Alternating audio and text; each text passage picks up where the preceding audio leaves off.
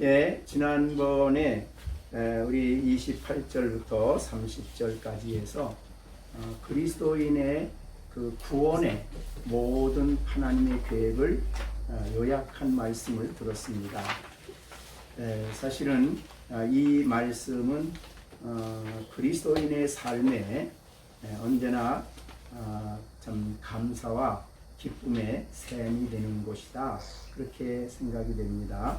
그래서 우리가 한번 배우고 지나는 말씀이 아니고 정말 하나하나 우리가 생각할 때마다 이 말씀을 다시 한번 마음속에 새기고 또 감사하고 그런 영적인 소망을 가지고 살아가는 우리들이 되어야 되겠습니다. 지난번에 28절에서 우리가 알거니와, 이것은 정말 믿음을 가진 사람만이 알 수 있는 진리지요. 하나님을 사랑하는 자만이 알 수 있는 진리입니다. 우리에게 크고 작은 모든 삶을 합력하여 선을 이루게 하시는 하나님의 변함없는 역사가 여러분 각자에게 있는 줄로 압니다. 그 다음에 두 번째는 29절이었는데, 하나님이 그럼 합력하여 선을 이루는 모든 역사의 목표가 뭐냐? 우리로 아들의 형상을 본받게 하기 위함이다 라고 말씀해 주셔서, 우리가 맏아들이 되시는 예수 그리스도와 함께 한 형제가 되어 영원한 그 나라에서 기업과 영광을 함께 받게 하기 위하여 날마다 우리를 그리스도의 형상을 본받는 사람으로 변화시켜 가십니다. 이 모든 내용을 즉 로마서 1장 16절 말씀부터 지금까지 한 말씀을 간단히 요약을 한 것이 이제 30절이죠. 미리 정하신 예정이죠. 창세전에 그의 거룩한 뜻에 따라 우리를 예정하셨다. 너무나 감격스러운 진리죠. 모든 사람들이 다 하나님에 의해서 버림을 받아야 되는, 공의로운 하나님에 의해서 정죄에 받을 수밖에 없는 그런 자리에 있는 것이 아담 안에 태어나는 모든 인생인데, 그들 가운데 우리를 구원하시기로 하나님이 미리 작정을 하시고 그들을 사랑하시고 그들을 구원해 주시기 위해서 그의 하나밖에 없는 독생자를 이 땅에 보내시게 됩니다. 그리고 우리 각자를 그 예수님 안에서 예수님을 믿도록 성령을 보내주셔서 우리를 부르신다. 그래서 정하신 그들을 부르십니다.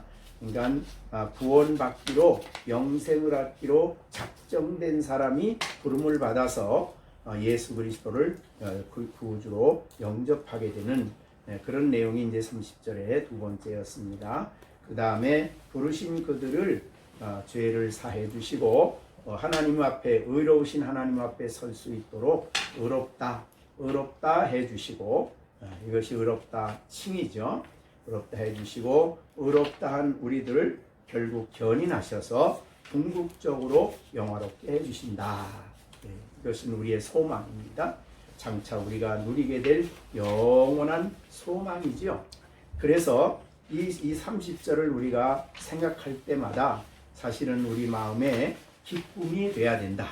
또 생각하고 또 묵상할 때마다 우리의 소망이 넘치게 되고, 우리가 정말 영원한 그 나라를 소망하면서 이 땅에서 날마다 의롭다 모든 자로서 우리 안에 거하시는 놀라운 성령의 인도를 따라서 예수님의 형상을 본받아 점점 더 성화되어 가는 삶을 힘쓰는 우리가 되어야 된다.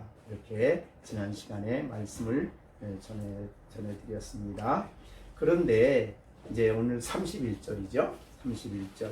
그런즉, 그러니까 우리에게 이런 놀라운 구원의 계획이 있는데, 그런즉 이 하나님이 우리를 구원하는 계획, 이 엄청난 놀라운 계획과 그 일을 이루시는 일에 대해서 우리가 무슨 말 하리요? 라고 질문을 합니다. 여러분, 그 말씀을 들을 때 우리가 이 일이라고 오늘 본문에는 단수같이 쓰여졌지만은 원문에는 복수입니다. 그러니까 이 일들, 그러니까 앞에서 말한 내용들이죠. 하나님께서 미리 정하시고 부르시고 어렵다 하시고 영화롭게 하시는 이 구원의 전체 과정에 있는 이 모든 일들에 대해서 우리가 무슨 말을 할까? 여러분 이 말씀을 듣고 어떤 답을 하시겠어요? 이 일에 대해서 하나님이 이 전적인 하나님의 선택에 의해서 이렇게 놀라운 영원한 그 나라에 이르기까지 세우시니 계획을 세우실 뿐만 아니라 그 일을 이루어 가시는 그 하나님의 그 이야기를 듣고 우리를 끝까지 견인하시는 그 하나님의 일들을 듣고 이 일에 대해서 우리가 무슨 말을 할까? 어떤 말을 했어요? 찬양하겠죠. 그래서 에베소서 1장 3절 말씀부터 14절까지가 바로 그 찬성에 대한 내용이죠. 그래서 거기에 보면 에베소서 1장 3절부터 6절까지는 성부 하나님의 구원 계획이에요. 그죠? 그래서 거기에 창세전에 우리를 그리스도 안에서 택하셨다. 이제 선택이 나오죠. 그래서 이 에베소서 1장 3절부터 6절까지 내용은 성부 하나님의 구원 계획입니다. 그러니까 구원 계획, 그 다음에 7절 말씀부터 이 구원을 이루기 위해서 하나님께서는 7절부터 12절까지의 구속자를 보내주셨다는 거죠. 그래서 예수 그리스도를 보내주셔서 십자가에 못 피 흘려 돌아가게 하심으로 말미암아 우리가 죄의 사함을 받고 이런 구원과 관련한 모든 속죄의 근거를 예수님께서 십자가에서 이루어 주셨다라는 것이 이제 그리스도의 구원 구속 사역이에요. 7절부터 12절까지. 그 다음에 이제 그걸 믿어야 되잖아요. 그거 믿게 하는 성령의 역사가 13절부터 14절이죠. 그래서 삼위일체 하나님이 구원 계획을 아버지가 세우고 구속의 근거를 이루신 분이 예수님이시고 십자가 죽으신과 부활이죠. 그거를 믿음으로 그 그리스도를 영접하게 하는 믿게 하는 일을 하시는 분이 이 복음을 받아들이게 하는 분이 누구예요? 성령이시죠. 그래서 성령을 보내주셨어요. 그러니까 우리의 구원은 삼위일체 하나님의 완전하신 뜻 가운데서 이루어지는 거예요. 그러니까 이거를 말할 때 제일 많이 나오는 단어가 있습니다. 3절에 뭐라고 그랬죠? 찬송하리로다. 그러니까 이 구원에 대한 이 얘기를 들을 때마다 성도는 무슨 말을 하리요? 할 말이 없지요. 감사, 찬송할 밖에 없다 이 말이죠. 그 다음에 이제 3절 말씀부터 6절까지 성부의 구원 계획을 말하고 난 다음에 6절에서 뭐라고 하냐면 이는 그가 사랑하시는 자 안에서 또 우리에게 거저 주시는 바 그의 은혜의 영광을 값없이 주시는 은혜의 영광을 찬송하게 하려고. 그러니까 왜 하나님이 이렇게 값없이 우리에게 구원의 계획을 세우시고 그 일을 하시는가? 이유는 찬송케 하려고. 그러니까 우리는 사실 하나님이 우리를 구원하신 목적은 궁극적으로 하나님을 찬송케 하기 위함이에요. 그 값없이 베푸시는 은혜가 너무너무 크고 그 영광스러워서 찬송케 하는 거죠. 그 다음에 이제 7절 말씀부터 12절까지 쭉 얘기를 하시고 12절에서 성자의 하신 일이죠. 이는 우리가 그리스도 안에서 전부터 바라는 그의 영광의 찬송이 되게 하리 함이라. 그래서 예수님의 구속사역도 우리로 하여금 영광의 찬송을 부르는 사람이 되게 하기 위해서 예수님이 이 땅에 오시고 죽으시고 부활하셨다. 이제 그리고 그리스도 안에서 모든 교회를 세우시고 뭐 이런 내용이 들어가는 거예요. 그 다음에 13절부터 14절도 성령을 보내주셔서 약속의 성령이 우리에게 오셔서 복음을 듣고 믿게 하시고 인치시는 그리고 마지막 기업을 받을 보증, 즉 영화롭게 될 그 보증이 바로 보증을 쓰신 분이 성령이에요. 그것을 생각할 때 14절 끝에 가서 우리 기업의 보증이 되사 그 얻으신 것을 속량하시고 그 영광을 찬송하게 하리 함이라. 그러니까 이것도 성삼위가 그런 값없이 주시는 그 놀라운 역사를 성삼위 하나님이 하신 궁극적인 목적이 뭐예요? 찬송케 하려 합니다. 네, 값없이 주시는 하나님의 은혜, 이 은총의 영광을 찬송하게 하려 합니다. 그러니까 우리가 감사하고 찬송하는 일은 늘 그래서 해야 되는 일이다. 우리가 하나님을 찬송케 하기 위해서 우리를 구원하셨다. 찬양케 하기 위해서 우리를 하나님이 구별하셨다. 이렇게 볼 수 있는 거죠. 그래서 우리가 이 로마서 8장에 이 30절의 말씀, 즉 28, 29, 30절을 우리가 볼 때마다 사실은 우리 마음에서 감사와 찬송이 우리 안에서 솟아나야 되는 겁니다. 그것이 이제 29절, 28절부터 30절입니다. 그런데 이 하나님을 찬양하고 그 마음의 기쁨을 가지고 신앙생활하는 것을 제일 싫어하는 사람이 있어, 싫어하는 존재가 있어요. 그게 누굽니까? 사탄. 그래서 사탄은 우리에게 어떠한 방법을 사용하서든지 우리를 넘어뜨리고 이 구원의 기쁨을 상실하고 찬양이 줄어들게 하고 신앙생활을 아주 매우 힘없이 하게 만들기 위해서 모든 노력을 다 하는 거예요. 근데 거기에 넘어가면 안 되죠. 그걸 넘어가지 않기 위해서 세 가지를 얘기를 했어요. 그게 바로 31절, 그 다음에 두 번째는 32절, 세 번째는 33절과 34절, 이제 같은 맥락에서 이해할 수 있는 말이에요. 그러니까 이 세 가지를 가지고 원수 마귀는 우리들에게 공격을 해요. 그래서 정말 내가 이래서 구원받을 수 있나? 혹은 내가 이래서 물론 교리적으로야 하나님이 견인하시고 그 영광을 주실 거지만 그래도 어려워. 그래도 안 될 것 같아.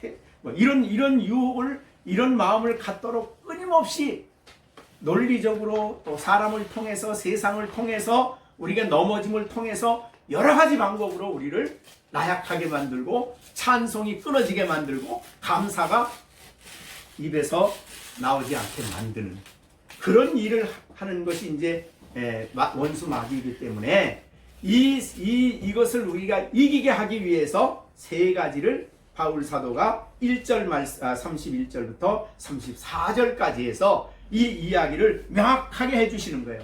그러니까 우리 왜 같은 얘기를 또 반복하는 것 같지만은 우리들의 나약성을 알기 때문에, 즉 어떤 면에서 보면 바울은 목회자입니다. 목회자, 신학자가 아니라 어떤 면에서.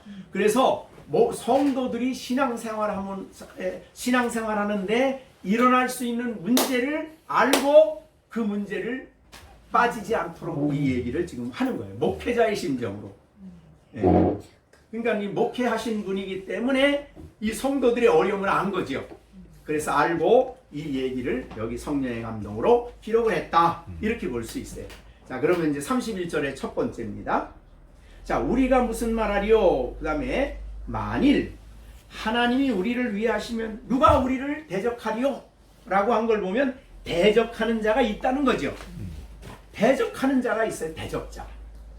그래서 우리를 끊임없이 대적합니다. 이제 제일 대적자의 제일 원흉은 물론 사탄이죠. 그 다음에 사탄은 이 세상을 사용하고, 지난번에 우리가 말한 대로 우리 육신 안에 있는 죄를 통로로 해서 우리 안에 역사를 하는 것이 대적하는 자예요. 그러니까 성경에 그래서 보면 죄를 짓도록 우리 육신에 있는 죄의 활동을 강력하게 하고, 그래서 미혹을 받고 넘어지게 하고 탐심을 일으키고, 이 모든 사실 뒤에 배경에는 사실 사탄이 있는 거예요. 네, 그래서 우리를 대적하게 되는 대적자가 있어요. 그래, 우리는 이 대적자와 싸워야죠. 네, 싸워야 됩니다. 그래서 에베소서 이제 6장에 보면 우리가 이제 전쟁을 하는 사람임을 얘기해 줬잖아요. 그래서 우리는 마귀의 관계를 대적하기 위하여 전신갑주를 입어라. 에베소서 6장 11절.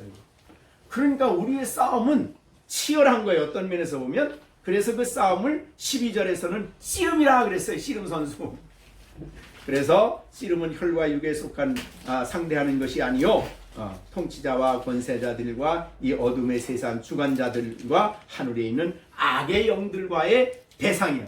악의 영들과 싸움이 있어요. 씨름을 해요. 네. 이것은 이제 우리가 지난번에도 앞부분에서 이런 부분에 대해서 얘기를 했습니다. 그런데 그런 대상과 우리가 그런 대상이 있는데 우리가 약하잖아요. 그래서 아까 이제 로마서 7장에 있는 대로 결국은 싸우다 보면 내가 넘어져서 죄의 법 아래로 사로잡히게 되고, 그래서 오호라 나는 곤고하다, 뭐 이런 상황이 벌어지는 거예요. 그러면 나는 약해서 안 돼. 그런 생각이나 나는 너무 부족해. 이렇게 신앙생활 너무 약해서 되나? 이런 마음을 가지고 약해질 수 있다는 거죠. 우리 침체에 빠질 수 있는 거예요. 그럴 때 오늘 본문에 뭐라 그러냐 하면은 답이 뭡니까? 만일 뭐예요? 그런즉 이 일에 대하여 우리가 무슨 말하리요? 만일 하나님이 우리를 위하시면, 여기 위한다라는 말이 있어요. 하나님이 우리를 위하신다. 그 하나님이 우리에게 구원의 계획을 세우시고 그 계획을 이루어 가시는, 계획을 다 아시는 그 하나님이 우리를 위하시는데, 우리를 위한다는 말이 엄청나게 위로가 되는 말이에요. 우리를 위하여 이 구원의 계획을 열심히 이루어 가시는 분이 하나님이신데, 누가 대적하리요? 이 말은 대적자가 없다는 뜻이 아닙니다. 결국 대적하여 넘어지진 않는다는 거죠. 쓰러지지 않는다는 겁니다. 예, 그런 말이 이제 누가 우리를 대적하리요? 이런 말을 하는 거예요. 그러니까 우리가 우리를 바라보면 항상 연약해져요. 우리를 바라보면. 그런데 우리를 위하시는 하나님을 바라보면 담대해지는 거죠. 그죠?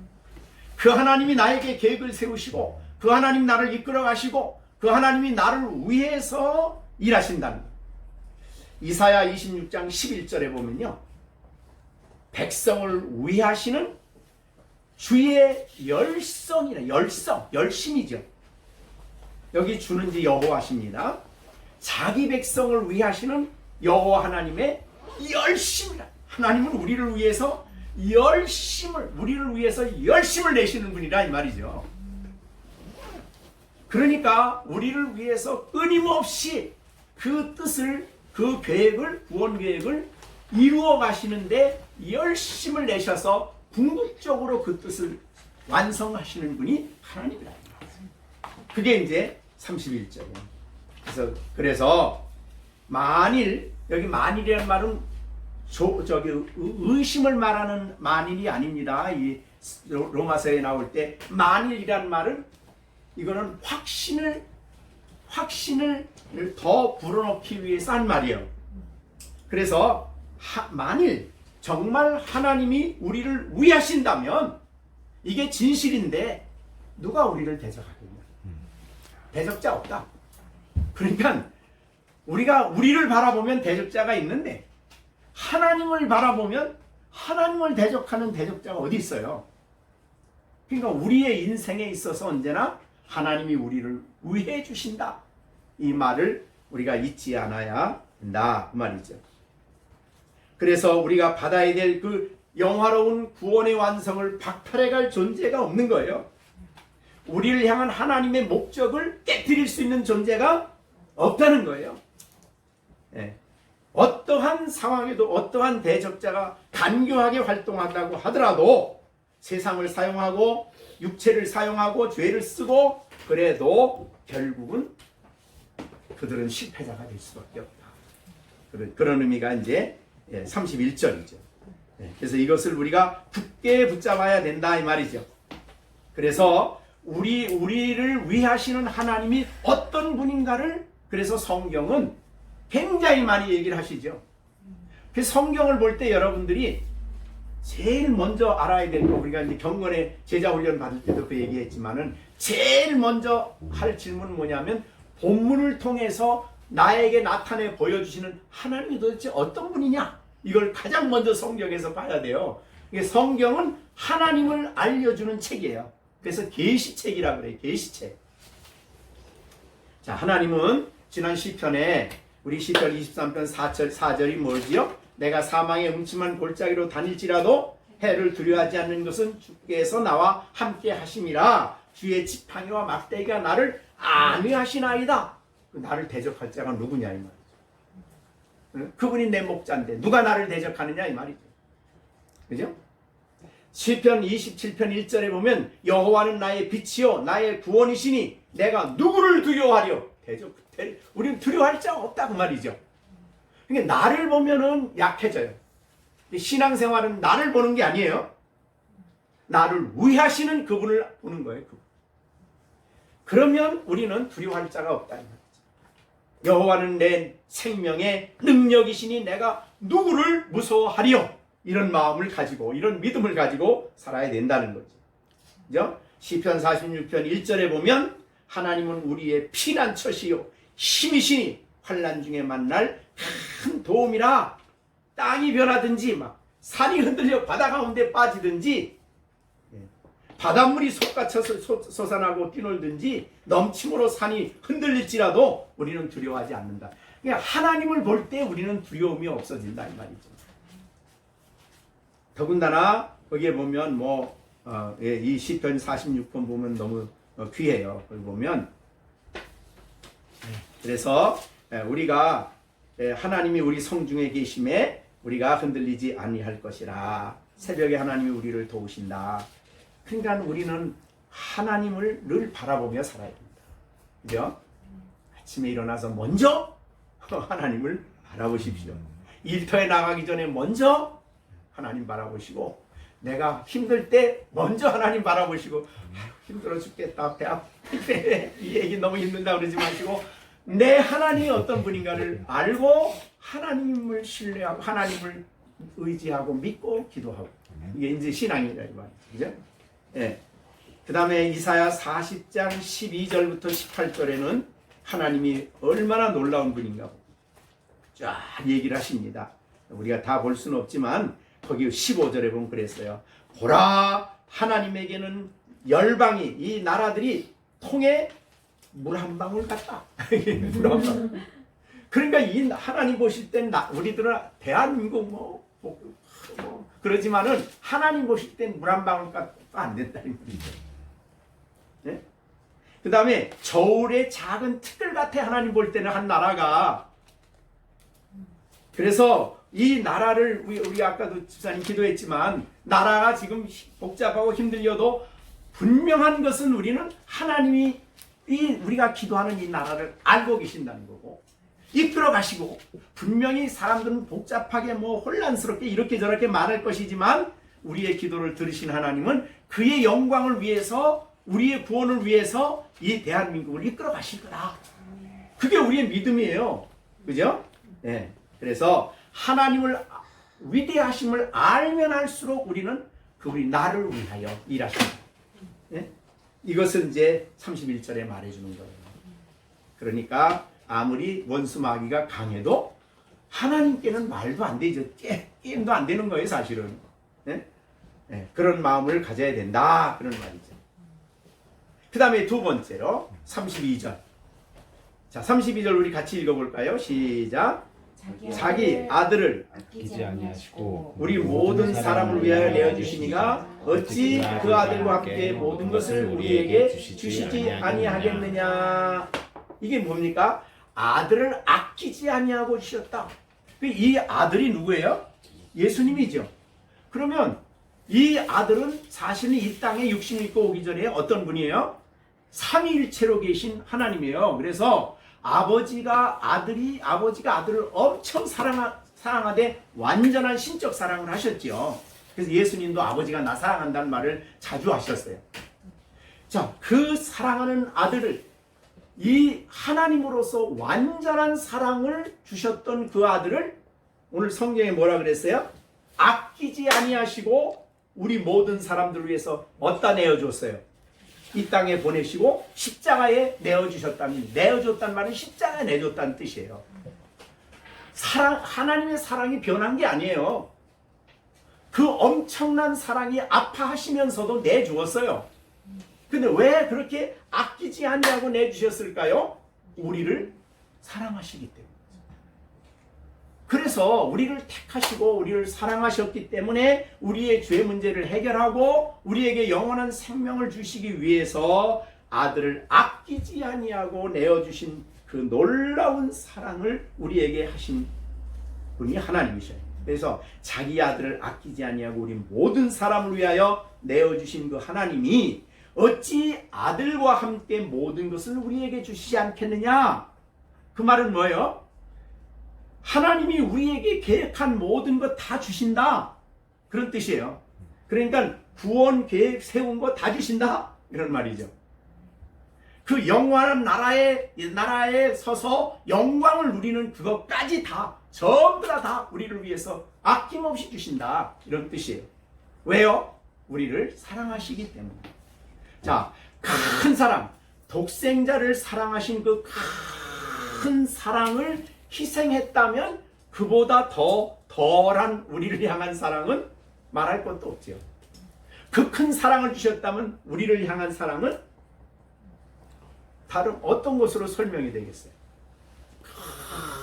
큰 사랑을 아낌없이 줬다면 우리를 위해서 하나님이 사랑하기 때문에 못 줄 게 뭐 있냐, 이 말이죠. 네? 더 예수님보다 더 위대한 게 어디 있어요? 없잖아요, 이 땅에. 이 하늘과 땅에 없잖아요. 예수님보다 하나님이 더 사랑하는 게 없는데 그 큰 사랑을 희생하고 아들을 우리에서 주었다면, 이 땅에 우리를 위해서 필요하다면 우리를 위해서 못 주실 게 하나도 없는 거예요. 그러니까 여기 이 32절은 무슨 뜻이냐면, 하나님의 놀라운 사랑이 우리에게 있기 때문에 우리를 위해서 견인하시는 일, 성령을 주시는 일, 우리를 위해 필요한 일을 주시면서 우리로 하여금 영원한 영광에 이르도록 그 일을 완성해 가신다, 이 말이죠. 야, 하나님 너 사랑하겠냐? 요렇게 이제 말한다면, 야, 네가 이렇게 살아가는데 하나님 너 사랑해? 네가 하나님 사랑 받겠냐?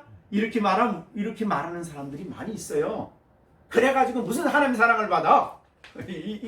이거는 정말 성경을, 이 본문을 모르는 거죠. 물론 하나님의 사랑이 내가 생각하는 방법이 아닐 수는 있어요. 그러나 하나님이 우리에게 나타내시는 모든 것은 사실은 사랑이 표현된 거죠. 그죠? 그래서 어디까지 어느 것까지 사랑하냐면, 이제 오늘 예레미야 31장에 보면 자기 백성을 하나님이 때릴 때, 징계할 때는 사랑하기 때문에 깊이 생각하신대요. 그냥 대충 우리 같이 그냥 분이 나서 그냥 때려주는 게 아니에요. 깊이 생각하시고 하신다는 거예요, 하나님. 그러니까 우리 그 사랑의 표현이 다를 뿐이에요. 우리에게 여러 가지 상황이 있을 때 표현이 다르지만은 그 배경은 전부 다 우리를 향한 하나님의 사랑의 표현이에요. 그래서 고난도 사랑의 표현이죠. 지난번에 우리가 말한 것처럼 하나님이 다윗에게 그런 위대한 바울에게 그 자신이 쓰는 일꾼에게 그런 사탄의 가시를 허용한 것도 알고 보면 하나님의 사랑의 표현이야. 우리에게 못 줄 게 없는 거예요, 하나님은. 그런 사랑이 우리에게 있다면 우리를 향한 계획을 완성하실 것은 분명하다, 그런 뜻이죠. 분명하다. 그래서 우리를 부르신 우리를 의롭다 하시고 의롭다 하시는 우리를 영화롭게 하신다. 왜? 우리를 사랑하시기 때문에. 벌써 예정할 때부터 우리를 사랑하셨기 때문에. 수많은 사랑 가운데 너만 알았다, 너만 택했다, 그 말은 사랑했다는 표현이에요. 그렇기 때문에 오늘 이 말씀 32절은 우리에게 주어진 이 구원에 대한 하나님의 계획이 완성될 것을 확실히 아는 증거 중에 하나가 바로 우리 31절 하나님 우리를 위해서 일한다고 했고, 32절에는 사랑이다. 독생자를 아낌없이 주신 사랑이다. 이 사랑이 지금도 여러분에게 부어지고 있다는 거죠. 그 사랑이 우리에게 지금도 나타나고 있고 부어지고 있다. 그러니 내가 구원 받을까? 구원이 내게 이루어질까? 이 엄청난 계획이 이루어질까? 이런 생각하면 안 된다는 거죠. 그래서 우리에게 이 하나님이 나에게 줄 게 뭐 있나 이렇게 생각하는 것은 굉장히 하나님이 우리에게 주신 것에 대해 주는 것에 대해서 굉장히 인색하다고 생각하는 것도 잘못된 생각이죠. 분명 아는 것은 내가 A라는 것을 달라고 열심히 부르짖는데 하나님 보실 때는 그게 별로 안 좋아. 그래서 다른 것을 주고 싶어 하나님은. 그러면 A라는 것을 안 주고 다른 것으로 바꿔줄 수 있죠. 그것도 사랑의 표현이에요. 그러니까 우리에게 주어지는 모든 것은 놀라우신 하나님의 사랑의 사랑이다. 이렇게 생각을 하시라는 거죠. 그래서 여기에 있는 것처럼 하나님을 인색한 분으로 생각하는 것은 시험입니다. 에덴 동산에서 원수 마귀가 시험을 할 때도 그랬잖아요. 네? 야, 너 이 선악과 먹으면 이 나무를 동산나무에 있는 이 중앙에 있는 이 나무를 먹으면 정말 내가 하나님 같이 될 건데 하나님이 그게 싫어서 너 먹지 말라고 한 거야. 너 이거 먹으면 하나님처럼 되거든. 그렇게 이제 유혹을 한 거죠. 하나님이 줄 수 있는 최상의 것을 에덴 동산에서 줬는데 그 사랑을 과소평가하고 마치 하나님 그런 걸 안 주는 것처럼 얘기하고 하나님을 등지게 만든 거예요. 자, 여러분 우리들의 삶 속에서 언제나 독생자를 아낌없이 주시도록 우리를 사랑하신 그 하나님의 사랑이 우리에게 있다는 사실을 항상 기억을 하셔야 됩니다. 그죠? 이것이 이제 32절입니다. 그래서 아들과 함께 아들 안에 있는 것, 아들을 통해 주실 수 있는 모든 것, 우리를 위해서 아낌없이 주시고 나중에 하나님 나라에서 영원한 영광도 그래서 주시는 거예요. 네, 그러니 하나님의 이 풍성하심과 나에게 최상의 것을 주심에 대해서 조금치도 의심하지 말아라. 이런 말이 이제 32절. 이거를 의심하기 시작하면 하나님께 등 돌리고 다른 데 가니까 우상을 섬기는 중요한 이유가 그겁니다. 하나님 섬기는 것보다 저짝에 가면 훨씬 더 좋은 걸 많이 받을 것처럼 생각을 하는 거예요. 그래서 우상들을 섬깁니다. 자, 그 다음에 이제 33절입니다. 33절 세 번째입니다. 누가 능히 하나님의 택하신 자들을 고발하리요. 고발을 해요. 고발을 하는데 뭐라고 고발하냐면 너는 죄인이다 라고 고발한다는 거예요. 내가 어떻게 하나님 앞에 의인이 돼서 하나님 앞에 갈 수 있냐 이렇게 고발한다는 거예요. 그런데 누가 능히 하나님의 택하신 자들을 누가 능히 고발하리요? 그 말은 고발하는 자가 있지요. 근데 그 사탄이 고발하는 거예요. 근데 사탄이 본래는 우리 스가랴서에 보면요. 스가랴서에 보면 사탄의 고발이 나옵니다. 구약의 3장이에요. 3장에 보면 여호수아 이제 3장 1절에 여호수아는 이제 대제사장 여호수아는 성도의 대표 아니에요.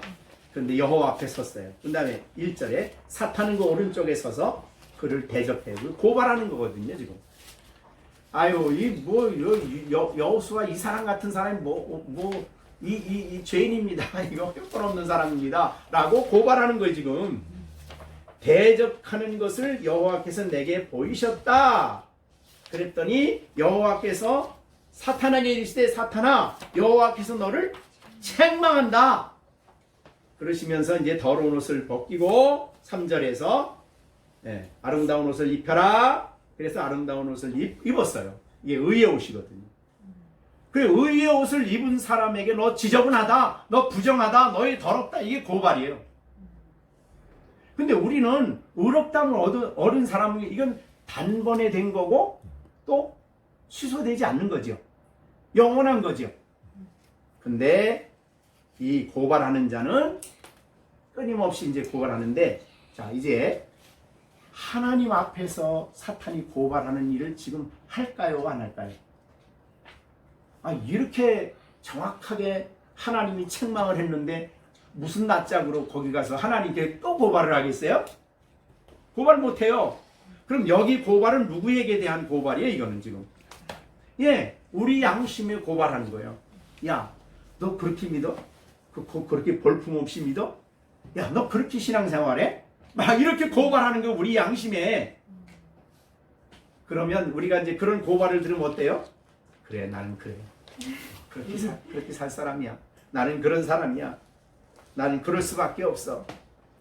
그러니까 끊임없이 원수 마귀는 우리를 고발해서 기도하려고 하는데 네가 무슨 기도하냐, 무슨 낯짝으로 기도해. 이게 고발이거든요. 그러면 고발 기도하려고 하다가도 그냥 힘을 잃어버려 그냥. 내가 좀 마음 먹고 찬송을 좀 하려고 그러는데 이게 네가 무슨 찬송부를 낯짝 무슨 뭐가 있어 찬송을 부르냐라고 나한테 고발을 해. 그러면 찬송하려고 하던 마음이 싹 사라져. 마음이 아주 완전히 싹 식어버렸어. 그래서 하나님 앞에 해야 할 일을 못하게 만드는, 이게 바로 이제 고발자거든요. 그래서 여기 고발은 하나님께 고발이 아닙니다. 나를 그렇게 고발해서 무력하게 하고 자기를 쳐다보게 하고 신앙생활에 전진이 없게 만들고 마땅히 해야 할 일을 못하게 하고 기도하다가도 맥없이 끝나버리고 그냥 힘없이 나약해지고 뭐 이렇게 만든다 이 말이죠. 그러니까 이 대적자는 고발자예요. 우리에게 고발자. 그러니까 이 고발을 들을 때 여러분들이 네가 어떻게 이럴 수 있냐라고 고발할 때 우리가 할 수 있는 게 뭐예요? 성절해 보세요.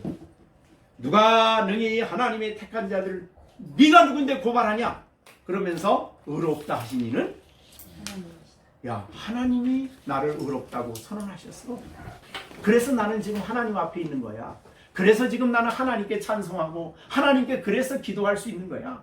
그래서 나는 하나님을 섬길 수 있는 거야. 나는 하나님이 나를 의롭다고 선언하셨다. 이거를 확고하게 여러분들이 붙잡아야 된다는 거예요.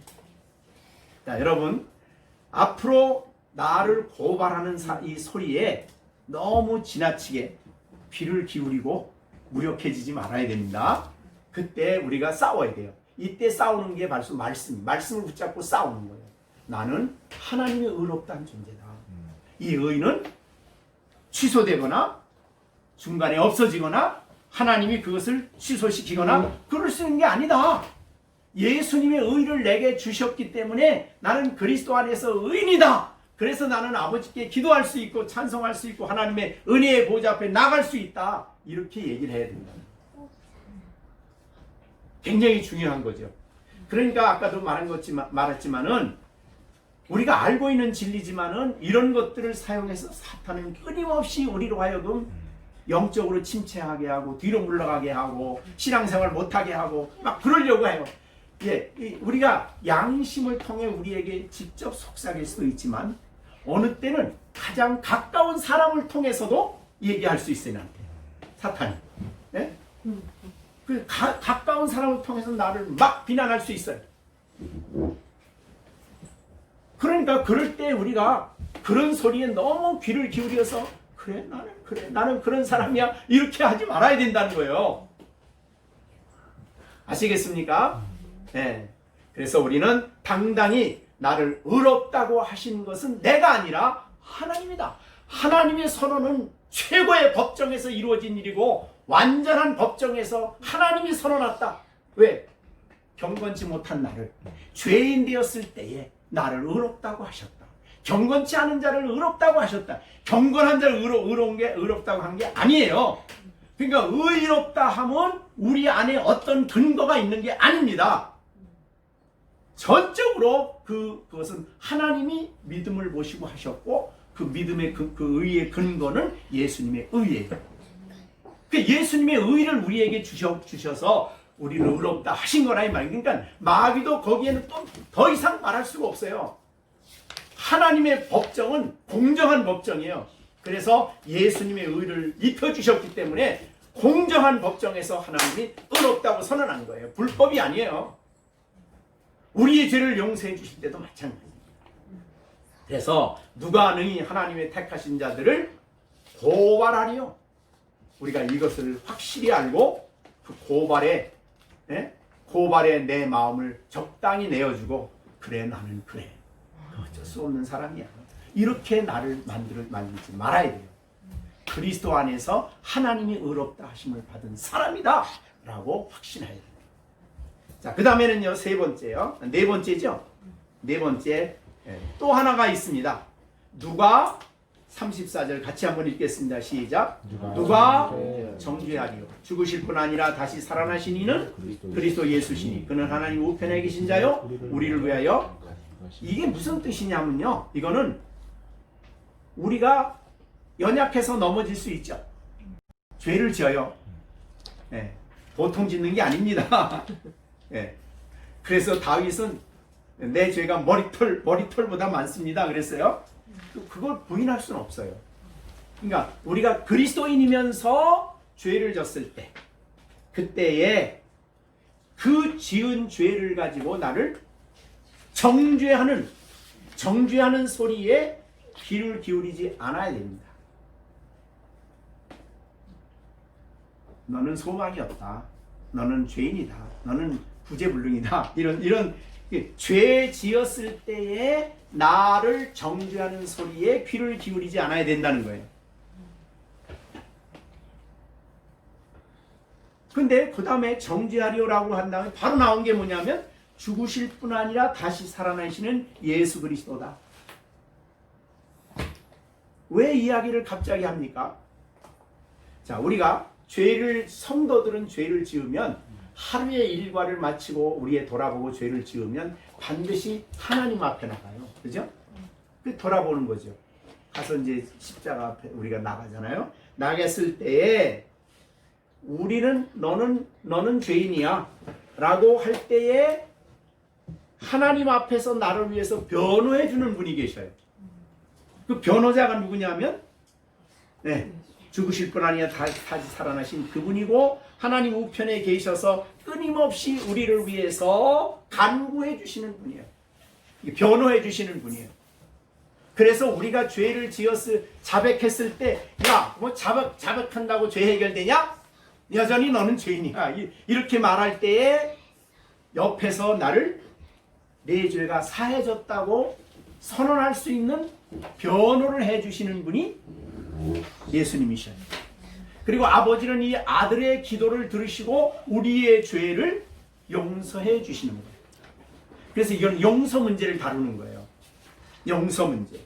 자, 이것은 이제 우리가 좀 더 요한 1서에 가서 찾아보겠습니다. 요한 1서 2장입니다. 요한 1서 2장 2절입니다. 2절. 같이 한번 읽어보겠습니다. 나의 자녀들아, 그죠? 내가 이것을 너희에게 쓰면 요한 1서 2장 1절이에요. 나의 자녀, 내가 이것을 너희에게 쓰면 너희로 죄를 범치 않게 하려고. 그 앞에 하나님과 사귐에 대한 얘기를 했거든요. 그 앞에. 그러니까 하나님과 사귐을 가져라. 이런 죄를 짓지 않기 위해서. 그런데 그럼에도 불구하고 만일 누가 죄를 범했으면 그 다음에 어떻게 돼요? 자, 죄를 범치 않기 위해서 우리는 애써요. 죄와 싸워야 되니까. 그런데 죄를 졌어요. 그래서 만일 누가 그래서 죄를 범했으면 어떻게 돼요? 우리에게 대언자가 있으니 곧 우리를 오신 이 대언자가 있어요. 대언자. 자신의 보배로운 피를 가지고 우리를 대언해 주시는 분이시고 의인이신 분이시죠. 그분이 우리를 위해 대언을 해 주셔요. 여러분이 기도할 때에 우리의 죄를 아랠 때 이 하늘의 모습을 믿음으로 봐야 돼요. 죄는 누구에게 자백하는 거예요? 하나님께 하죠. 하나님이 계셔요. 근데 그 옆에서 나의 대언자가 계셔요. 그게 바로 죽으시고 부활하시고 승천하신 예수님이셔요. 그러면서 히브리서에 보면 자기의 피를 가지고 하나님 앞에 계신다고 그랬어요. 왜 피를? 그러니까 우리가 죄를 자백하면 하나님이 너 죄 졌구나 그랬을 때 예수님이 뭘 보이는 거예요? 하나님께 피를 보이는 거예요. 얘 때문에 내가 피 흘렸습니다. 그래서 그 죄를 하나님이 용서해 주시는 용서받고 살아가는 사람이 그리스도인입니다. 정죄 받지 않습니다. 그래서 죄 졌다고 또다시 정죄를 받는 게 아니에요. 네. 우리는 용서 안에 살아가는 사람이에요. 용서에 대한 기쁨이 없으면, 용서에 대한 확신이 없으면 신앙인들은 굉장히 신앙이 침체됩니다. 자, 요한일서 1장 우리가 잘 아는 9절입니다. 8절. 요한일서 1장 9절입니다. 만일 우리가 자백하면, 미쁘시단 말이 뭐예요? 미쁘시다. 하나님은 약속한 거 반드시 용서해 준다 그러면 반드시 용서해 주시는 분이죠. 그 다음에 의로우사라는 말은 뭐예요? 하나님은 의로우셔서 그냥 죄 적당히 용서해 주는 분이 아니에요. 만약에 그리스도의 보배로운 피가 없었다면 우리 용서 못 받아요. 만약에 그리스도의 피가 없는데 용서해 준다 그러면 하나님 불법이죠. 불법이에요. 왜? 죄 지은 자를 그냥 용서해 주니까. 근데 우리는 그냥 용서받는 거 아니에요. 그리스도의 보배로운 피가 있어서, 변호자가 있어서 용서를 받는 거예요. 그래서 죄 사하시며, 의로우사 우리 죄를 사하시며 그리스도를 통해서 우리를 모든 불의에서 깨끗게 한다. 용서는 자백을 통해서 받아요. 그러면 여러분 이렇게 보세요. 내가 죄를 자백했어. 용서 받았을까 못 받았을까? 마음에 아직도 안 된 것 같아.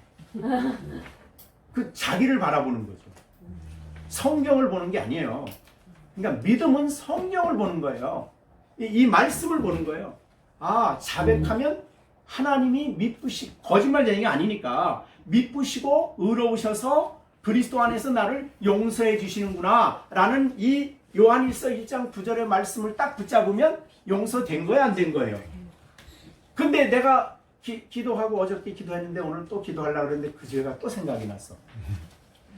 그럼 또 얘기해. 그럼 뭘 못 믿는 거예요? 성경을 못 믿는 거예요, 사실은. 그래서 그럴 때 우리가 할 수 있는 것은 시편 51편에 있는 대로 시편 51편 1절에 보면 지워달라 그래요. 지워달라. 죄를 용서해달라고 안 그러고 지워달라 그래요.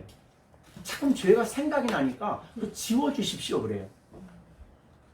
그러니까 자꾸 이제 죄를 자백하고 성경에 따라서 용서받은 거 알지요? 믿었지요? 다음날 또 해. 그러면 하나님 뭐라 그럴까요? 하나님 그 얘기 듣고 야, 내 말을 그렇게 못 믿냐? 그죠? 야, 내 말을 그렇게 못 믿어? 내가 한 말인데 내가 용서라는 말을 하기 위해서 내 사랑하는 아들을 보냈고 십자가에서 그것 때문에 피 흘렸는데 죄를 담당하고 다 피 흘렸는데 그렇게 해서 용서라는 말이 나온 건데 그거 못 믿는 거야? 이렇게 되겠죠. 근데 또 다음날 또 생각이 나서 또 얘기했다 그러면 어떨까요? 하나님 그 다음에는 좋아하실까요? 화날까요? 화가 나가지고 야, 너 뭐 하는 거냐? 그러니까 신앙생활은 하나님 말씀이 기초가 돼야 돼요. 우리의 감성이 기초가 되면 안 됩니다. 우리의 감정, 그런 느낌, 아직도 남아있는 그런 생각들, 그거에 붙잡혀서 계속 용서 받았나 안 받았나 이렇게 생각하면 안 된다는 거예요. 자, 그래서 우리는 여기에 그러니까 34절에 그 누가 정죄하리요 그 말은 너 용서 못 받은 너는 안 돼. 너는 지은 죄는 죄인이야. 여기까지만 말하는 거예요, 이게. 네, 그런 소리에 우리가 귀를 기울이면 안 된다. 용서의 기쁨을 가져라. 용서의 확신을 가져라. 용서의 확신의 근거는 성경이지 내 감정이 아니다. 그래서 다윗이 나단 선지자가 와서 책망했을 때 자기 죄 졌다고 그러잖아요. 그랬더니 나단이 뭐라 그래요? 하나님 당신의 죄 용서해 줬어요. 그 용서가 된 거예요. 근데 그게 안 지워지는 거예요. 자꾸 그게 생각이 나고 막 기도할 때만 생각이 나고 또 생각이 나고 또 생각이 나서 시편 51편에 1절에서 그 말을 하는 거예요. 지워. 그럼 아예 의식 속에서 하나님이 그거를 성령의 역사로 싹 지워지고. 아시겠죠? 네, 한번 시편 51편 1절 한번 보세요. 자, 51편 그 제목에 보면 언제 이 노래를 지었다 그랬어요? 밧세바와 동침한 후 선지자 나단이 그에게 왔을 때요. 자, 그다음 1절 다 같이 한번 읽어봅니다. 시작. 하나님이여 주의 인자를 따라 내게 은혜를 베푸시며 주의 많은 은혜를 따라 내 죄악을 지워주소서. 네. 그 다음에 왜 이 기도했습니까? 3절에 보면 물은 나는 내 죄가 라오니 내 죄가 항상 내 앞에 있나이다. 네, 또 생각나고 또 생각나고 또 계속 내 앞에 있어 그게. 그래서 사실은 안 짓는 게 좋은 거야. 안 짓는 게. 왜? 내 앞에 그게 계속 잔영으로 남아있어 그게. 그러니까 아주 안 좋아. 그러니까 나중에는 답답하니까 하나님 앞에 이 죄를 지워주십시오. 이렇게 기도를 한 거예요. 그러니까 죄를 지으면 우리가 이제 흔히 그런 말 하잖아요. 이게 벽이 깨지면 아무리 갔다가 뭐 해도 그 흔적은 있는 거예요. 그렇듯이 이게 남아있어 자꾸 내 앞에. 그래서 이거를 지워야 되는데 그렇다고 우리가 또 그걸 가지고 또 용서 이러면 안 되고 하나님 앞에 내 지워달라고 기도하고 믿음으로 주장을 해야 돼요. 즉 믿음은 뭐예요? 성경을 믿는 거예요. 믿음으로 예수의 피 때문에 의로우신 하나님 나의 죄를 용서해 주셨다라고 말하면 용서가 된 거예요. 그렇게 믿고 신앙생활을 해야 됩니다. 자, 그래서 용서의 기쁨, 용서의 위로를 받고 살아가야 됩니다. 그렇지 않으면 내 앞에 있는 죄 때문에 계속 그것 때문에 나를 고발하고 나를 정죄하고 막 이렇게 되니까 영적으로 성장을 못해. 이 구원의 기쁨, 이 하나님의 구원의 기쁨 안에서 기쁨을 가지지 못해. 이거 굉장히 문제이기 때문에 바울 사도는 이 네 가지를 여기서 얘기를 정확하게 해줬어요. 자, 이제 오늘 말씀은 이것으로 마치는데 굉장히 우리들에게 중요한 문제를 지금 다루어 주셨어요. 우리의 영적 상태와 우리의 신앙에 있을 수 있는 문제를 너무 잘 아시기 때문에 이 문제를 주셨기 때문에 우리가 이거는 날마다 우리의 삶 속에 사실은 체험해야 되는 진리예요. 그래서 하나님 오늘 나를 위하시는구나. 나를 영원한 그 계획을 성취하기 위해서 나를 위하시는 나의 대적자가 없다.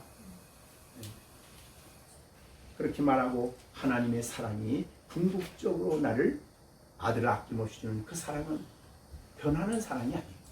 궁극적으로 그리스도께 있는 모든 것을 나에게 아낌없이 주시는 사랑이 내게 지금도 계속되고 있다. 그 다음에 내가 나를 고발하는 일을 양심이 고발하고 죄가 고발하고 다른 사람이 나를 고발하고 막 고발할 때에 우리는 의롭다 하신 분은 하나님이다. 이 진리를 확고하게 붙잡아야 된다는 얘기죠. 우리의 신앙은 하나님 말씀 없으면 흔들려요. 그래서 감정을 의지하면은 기쁠 때는 막 기쁜 것 같고 다 잘 된 것 같은데 얼마 안 지나면 다 아무것도 없는 것 같고 그래요. 그러니까 하나님의 말씀을 굳게 붙잡아라. 의롭다 하신 분은 하나님이다. 그 다음에 누가 정죄하리요? 죄 용서받고 살아가는 자가 나다. 그렇죠? 죄 용서받고 살아가는 자인데 누가 정죄하리요? 이것을 굳게 붙잡고 살아가는 여러분들 되시기를 간절히 바랍니다. 그래서 정말 구원의 기쁨과 구원의 감사가 여러분의 삶 속에 늘 있도록 그렇게 그래서 찬송도 하고 감사도 하고 하나님을 의지하고 하나님을 나를 위해서 역사하신 하나님을 바라보는 여러분들 되시기를 간절히 바랍니다. 기도하겠습니다.